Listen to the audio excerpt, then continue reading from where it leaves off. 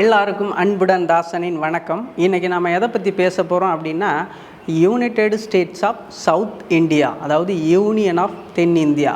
இந்த தென்னிந்தியாவின் நகர்வுகள் எப்படி இருக்கும், இந்த தென்னிந்தியா கூட மற்ற மாநிலங்கள் எப்படிலாம் ஒன்று சேரும் அப்படின்றத படத்தின் வாயிலாகவும் அரசியல் ரீதியாகவும் ஒவ்வொரு அரசியல்வாதிகளும் அதை எவ்வளவு விஷயங்களை அதை திணித்து நம்மக்கிட்ட சொல்கிறாங்க அப்படின்றது தான் இந்த வீடியோவில் நம்ம பார்க்க போகிறோம். பொதுவாக நம்ம அரசியல் ரீதியாக ஒரு விஷயத்தை எல்லாருமே முன்மொழிந்துக்கிட்டு தான் இருக்காங்க, மறைமுகமாகவே. அதுவும் நாம் கடந்து போயிட்டு தான் இருக்கோம். ஸோ அதை இந்த வீடியோவில் ஒரு போஸ்ட்டாக வெளியிடுறேன், நீங்கள் பார்த்தீங்கன்னா தெரியும். அதுக்கப்புறம் திரு கமல் அவர்கள் இருக்காங்களா, அவங்களுடைய இந்தியன் 2 படத்தை நீங்கள் பார்த்தீங்கன்னா திரு சுபாஷ் சந்திர போஸ் அவர்களின் அந்த உடையில் தோன்றுவாங்க. அந்த உடை இராணுவ உடை தான், ஓகேவா? அந்த இராணுவ உடையை எப்படி பிரதிபலிக்கிறாங்க அப்படின்னா, பிற்காலத்தில் இந்த தமிழ்நாடு இராணுவமயமாக மாறப்போகுது அப்படின்றதுக்கான முன் உதாரணமாக தான் இது இருக்கும்.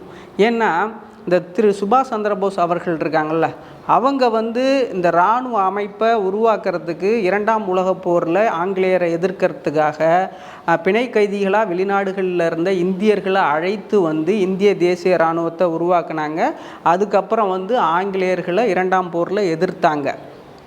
அதுக்கப்புறம் அவர் ஹெலிகாப்டரில் போய் இறந்துட்டதாக ஒரு மித்து இருக்குது. அதுக்கப்புறம் ஒரு சில பேர் சொல்கிறாங்க நார்த் இந்தியாவில் துறவி வேஷம் போட்டுக்கிட்டு இருந்தார், அதுக்கப்புறம் இறந்துட்டார் அப்படின்றாங்க. இந்த திரு சுபாஷ் சந்திர போஸ் அவர்கள் இருக்காங்கள்ல, அவங்க கேம்பிரிட்ஜ் பல்கலைக்கழகத்தில் படித்தாங்க. கேம்பிரிட்ஜ் பல்கலைக்கழகத்தில் படிக்கிறது அப்படிங்கிறது சாதாரண விஷயமே கிடையாதுங்க. இந்த கேம்பிரிட்ஜ் பல்கலைக்கழகமாக இருக்கட்டும், ஆக்ஸ்போர்ட் யூனிவர்சிட்டியாக இருக்கட்டும், இந்த 2 யூனிவர்சிட்டிலையும் படிக்கிறது அவ்வளோ எளிது கிடையாது. இந்த 2 யூனிவர்சிட்டிலையும் படிச்சுட்டு ஒருத்தவங்க வர்றாங்கன்னா அவங்க அரசியலுக்கு கண்டிப்பாக வருவாங்க அப்படிங்கிறது தான் உண்மை. ஏன்னா இவர் அப்போவே படித்திருக்காருன்னா பெரும் பணம் படைத்தவராக தான் அந்த டைமில் இருந்திருப்பார். அவர் அமைப்பை உருவாக்கியிருக்காரு. இதை யார் இவரை இயக்கியிருப்பாங்க அப்படின்னா, அந்த ராயல் கவுன்சில், ஜாயிண்ட் கவர்னன்ஸ் அப்படின்னு சொல்லப்படுற இந்த அரச குடும்பங்கள் இவரை இயக்கி இருக்கலாம் அப்படிங்கிறது தான் என்னுடைய சூட்சமமான ஒரு விஷயமாக வைக்கிறேன். நீங்கள் தேடி கண்டுபிடிச்சிங்கன்னா தெரியும். இந்த ஆக்ஸ்போர்ட் யூனிவர்சிட்டியாக இருக்கட்டும், கேம்பிரிட்ஜாக இருக்கட்டும், சமீபத்தில் திரு அண்ணாமலை அவர்கள் இந்த ஆக்ஸ்போர்ட் யூனிவர்சிட்டியால் தேர்ந்தெடுக்கப்பட்டு 3 மாத கோர்ஸை முடிக்கிறதுக்காக அந்த ஆக்ஸ்போர்ட் யூனிவர்சிட்டி அழைத்திருக்காங்க. இவர் போய் படித்துட்டு வந்த பிறகு தமிழ்நாட்டு அரசியலில் பல மாற்றங்கள் ஏற்படும் வெவ்வேறு விதங்களில் அப்படின்றது தான் உண்மை. அதே மாதிரி இந்த படத்தில் ஒரு வசனம் வச்சுருப்பாங்க இந்தியன் 2 படத்தில். அதாவது எப்படின்னா, 29 மாநிலங்களில் கலவரங்களை ஏற்படுத்தி பிறகு ஆட்சி மாற்றத்தை கொண்டு வர வேண்டும். அப்படின்னா என்ன அர்த்தம் அப்படின்னா, ஒரு குறிப்பிட்ட மாநிலங்கள் நார்த் இந்தியாவோட சேர்ந்துடும், ஒரு குறிப்பிட்ட மாநிலங்கள் சவுத் இந்தியாவோட சேர்ந்துடும் அப்படின்ற உண்மையை மறைமுகமாக சொல்கிறாங்க. இந்த நார்த் இந்தியா கூட பாகிஸ்தான் இணையும் அப்படின்னுங்கிறாங்க. அப்போது நீங்கள் கவனிக்கணும், பாகிஸ்தான் எதிரி நாடாக நம்ம கவனிச்சுக்கிட்டு இருக்கோம். ஆனால் அதே பாகிஸ்தான் இணையும்னா எப்பேற்பட்ட ஒரு விஷயத்தை கிரியேட் பண்ணுவாங்க அப்படின்றத நீங்கள் கவனிச்சுக்கணும். இங்கே அந்த படத்தில் தாத்தா வர்றாரு கதற விட போகிறாரு அப்படின்னு ஒரு பாட்டு இருக்கும். அந்த தாத்தா யாருன்னா, நான் போஸ்ட்டு போடுறேன், அதில் புரிஞ்சிங்க. அந்த தாத்தா அரசியல் மாற்றத்தை பலவிதமாக மாற்ற போகிறாரு அப்படிங்கிறது தான். அதுவும் 2025 வேறு மாதிரி இருக்கும் அப்படிங்கிறது உண்மை. அதுவும் பொருளாதார ரீதியாக மாற்றங்களை நிறையா ஏற்படுத்தும் அப்படிங்கிறது தான் உண்மை. இன்னும் நம்ம சொல்ல போனோம்னா, இந்த இந்தியன் 2 படத்தை மீடியாக்கள், அதாவது சமூக வலைத்தளங்களை வச்சு தான் இது ஒரு நகர்வாக நகர்ந்துக்கிட்டே இருக்கும் இந்த கதை ஃபுல்லாக. இதே மீடியா தான் நாம் யூஸ் பண்ணோம் எப்போ, ஜல்லிக்கட்டு டைம்லேயும் கோபேக் மோடி அப்படின்ற அந்த ஹேஷ்டேக் போட்டு ஒரு விஷயத்தை க்ரியேட் பண்ணி வச்சுருந்தோம். அந்த ஜல்லிக்கட்டு ரொம்ப பிரபலமடைந்து நாடே போராட்டத்தில் நின்றுச்சு. இப்போது இவங்க ஒரு டெஸ்ட் மாதிரி தான் இதை வச்சுக்கிட்டே இருக்காங்க. இதை சமூக வலைதளம் மூலியமாக செயல்படுத்த முடியுமான்னா அதை முடியும் அப்படிங்கிறது தான் உண்மை. அது முடியும் அப்படின்றத இந்த படத்துலையே காட்டிட்டாங்க. எப்படின்னா, ஒரு படத்தை ஃப்ளாப்பாகவே வச்சுட்டாங்க அப்படிங்கிறது தான் உண்மை. இந்த படம் இந்தியன் 2 படத்தை இதே சமூக வலைதளங்கள் மூலியமாகவே தான் ஃப்ளாப் ஆணுச்சு. அப்போது இந்தியன் 3 வேறு லெவலில் இருக்கும் அப்படிங்கிறது நீங்கள் புரிஞ்சுக்கணும். அப்போ இங்கே ஒரு படம் ஃப்ளாப் ஆக போகுதுன்னு டைரக்டருக்கே அது தெரியும். ஆனாலும் இதை வந்து ப்ரொடியூசர் வந்து அதை வந்து ப்ரொடியூஸ் பண்ணுறாருன்னா நீங்கள் தெரிஞ்சுக்கணும், இதுக்கு பின்னாடி ஜாயிண்ட் கவர்னன்ஸ் அப்படின்ற அந்த அமைப்பு ஒரு விஷயத்தை க்ரியேட் பண்ணி வச்சுருக்கோம். அது எவ்வளோ பணம் செலவு பண்ணாலும் சரி, பின்னோக்கி நடக்கிற ஒரு விஷயத்தை ரொம்ப அட்வான்ஸாகவே சொல்லிவிடுவாங்க. ஒரு 30 வருடம் கழித்து நடக்க போகிற ஒரு விஷயத்தை எப்போவே சொல்கிறாங்கன்னா எப்பேற்பட்ட வல்லாதிக்க சக்தி படைத்தவர்களாக இருப்பார்கள் அப்படின்றது தான் நீங்கள் தெரிஞ்சுக்கணும். இதே கமல் அவர்கள் வந்து தன்னுடைய கட்சி சின்னம் இருக்குல்ல, அதில் 6 கைகள் ஒன்றிணைகிற மாதிரி இருக்கும். எவ்வளோ அட்வான்ஸாக யோசித்து அதை வச்சுருக்காருன்னு பாருங்கள். இந்த 6 கைகளுமே ஒவ்வொரு மாநிலங்களை குறிக்குது.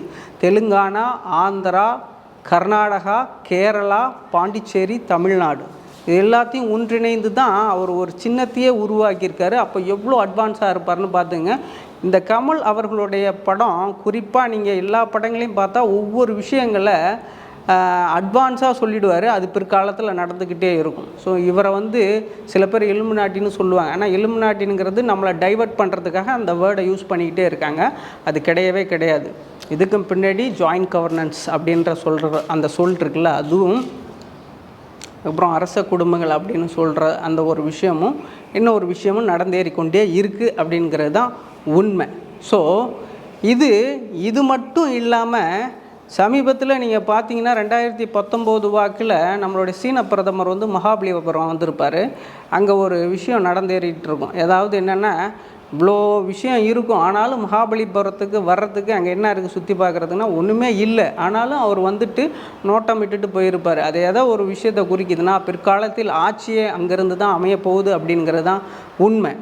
ஏன்னா கொஞ்ச நாளைக்கு முன்னாடி இவர் வந்துட்டு போனதுக்கு அப்புறம் சதுரங்க ஆட்டம் நடைபெற்றது உலக அளவில். பல வீரர்கள், அதாவது பல சதுரங்க ஆட்ட வீரர்கள் வந்து இந்த மகாபலிபுரத்தில் வந்து இறங்கி அது விளாண்டிட்டு அதை பெருசாக பிரபலப்படுத்திட்டு போனாங்க அந்த மகாபலிபுரத்தில். ஏன் ஆர் ரவி இருக்காங்கள, KNR ரவி இருக்காங்கள, அவங்க கூட இந்த மகாபலிபுரம் ஒரு நகரமாக மாறணும் அப்படின்னா என்ன அர்த்தம் அப்படின்னா, பிற்காலத்தில் அந்த சென்னைன்ற ஒரு நகரம் இருக்காது அப்படின்றத மறைமுகமாக சொல்கிறாங்க. அதைத்தான் கடைசி உலகப்போர் அப்படின்னு சொல்லிட்டு ஒரு ட்ரெய்லர் வந்திருக்கும். அந்த ட்ரெய்லரில் பார்த்தீங்கன்னா தெரியும், அந்த சென்னை அப்படின்ற அந்த நகரமே அழிவின் உச்சத்தில் நிற்கும். அதில் மக்கள் எல்லாம் போர் கைதிகளாக இருப்பார்கள். அதில் மிலிட்ரி வந்து ஆக்கிரமிச்சிருக்கும் அப்படிங்கிறது தான். ஏன்னா இப்போ அமைக்கப்படுற இந்த சாலைகளாக இருக்கட்டும், கடல் வழி சாலைகளாக இருக்கட்டும், சாகர் மாலாவாக இருக்கட்டும், மற்ற விஷயங்கள் எல்லாமே அதற்கான நகர்வுகளை தான் நகர்த்தி கொண்டே இருக்குது. அதுவும் இந்த யூனியன் ஆஃப் சவுத் இந்தியா, அதாவது united states of south India. இந்த united states of south India வந்த பிறகு என்னென்னா, இந்த தேர்ட் வேர்ல்டு வார்னு இருக்குல்ல, இந்த தேர்ட் வேர்ல்டு வார் நடக்கும் அப்படின்றது தான். இதுக்கு முன்னாடி, அதாவது யுனைடெட் ஸ்டேட்ஸ் ஆஃப் சவுத் இந்தியாவுக்கு முன்னாடி தேர்டு வேர்ல்டு வார் நடக்கும் அப்படின்றத மறைமுகமாக திரு ட்ரம்ப் அவர்கள் தன்னுடைய ட்விட்டரில் தேர்டு வேர்ல்டு வார் அப்படின்னு போட்டிருப்பாங்க. இன்னும் பல பிரபலங்கள் வந்து தேர்டு வேர்ல்டு வார் அப்படின்னு சொல்லிட்டு போட்டிருப்பாங்க. இது ஏன்னா அட்வான்ஸாக ஒரு விஷயத்த சொல்கிறது தான். அவங்க எங்கேயோ நடக்குதுன்னு நாம் நினச்சிக்கிட்டு இருக்கோம், ஆனால் அவங்க மறைமுகமாக ஒரு விஷயத்த சொல்லிக்கிட்டே இருப்பாங்க. இவங்க இந்த ட்விட்டர் பக்கத்தில் போடணும்னு அவசியமே இல்லை, ஆனாலும் அவங்க வந்து மறைமுகமாக ஒரு விஷயத்த குறிப்பிட்டு கொண்டே இருப்பாங்க அப்படிங்கிறது தான் உண்மை. அந்த போஸ்ட்டை நான் அந்த வீடியோவில் போடுறேன், நீங்கள் பாருங்கள். ஸோ இது எதை காட்டுதுன்னா, தம்பிகள் உஷாராக இருந்துக்கணும் அப்படின்னு.